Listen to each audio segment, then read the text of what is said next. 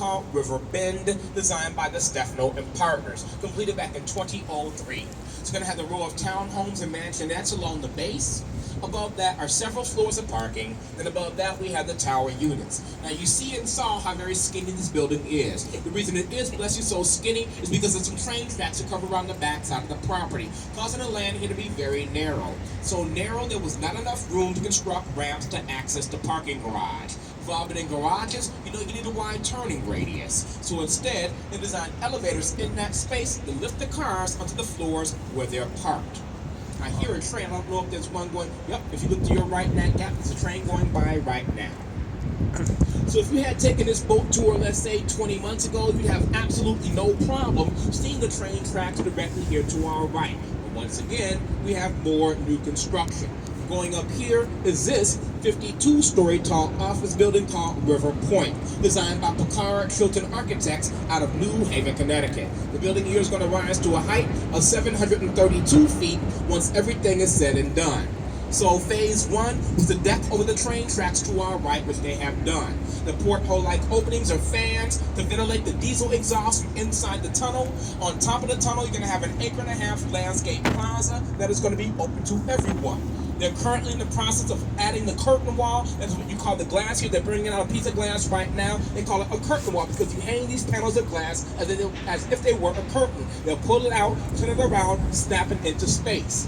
You have the into place. You have the concrete core on top that's going to house the elevator shafts, the emergency stairs. The core has reached its maximum height. The steel framework follows up behind it.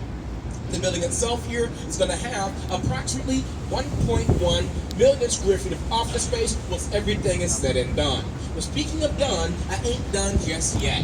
Because once we clear the Lake Street Bridge, coming up here to our right, what do you see? The more new construction. Going up here is this 54-story tall office building, 150 North Riverside Plaza, designed by Getch Architects. The building here is going to rise to a height of 752 feet, roughly, once everything is said and done. So phase one was the deck over the train tracks here to our right, which they have done. As you can see, not only from the rendering in my hand, but from the structure itself, the base of the building here is very, very slender, quite narrow and unique. That's because there was a finite amount of space in this area for the foundation because of the train tracks in the background. As the concrete core, that's where the elevator shafts are going to be, as the concrete core rises in height, the steel framework, it flares out from that core. This is called a core-supported building, and it's truly form follows function. The engineering on this one is very interesting, quite unique. It's a lot of fun to watch go up. The building's going to have 1.2 million square feet of office space when everything is completed.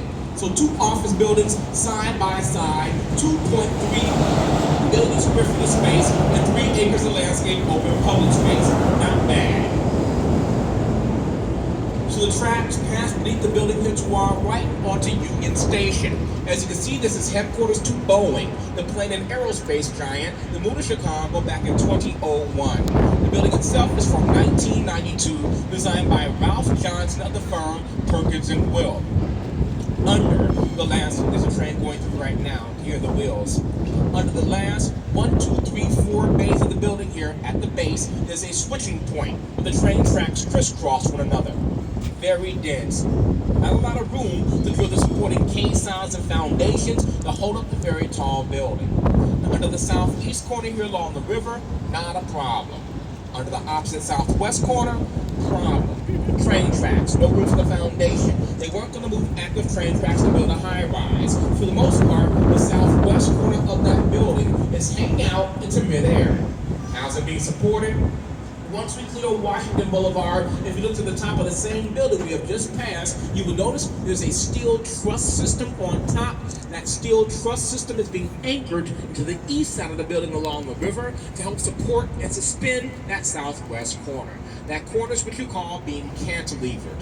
Think of a diving board for a swimming pool, where one end of the diving board is anchored to the earth, but the board hangs out freely over the water. Similar concept for the corner of the building, slightly more weight. The slab of limestone to our right presently goes by the name of 2 North Riverside Plaza. I like the original name better. The Chicago Daily News building, as it was called, was completed back in 1929. You have the beautiful bas-relief carvings there on the limestone wrapping around the base of the structure. Art Deco, the building was designed by Halliburton and Root. And as soon as we clear Madison, keep your eyes to the right, but kind of in the background, behind the old Daily News building, there's a taller glacier building back there, 500 West Madison. The some say remind them of an oversized cash register. Others say that building remind them of a waterfall. It was completed back in 1987, designed by German-born Chicago-based architect Helmut Jahn.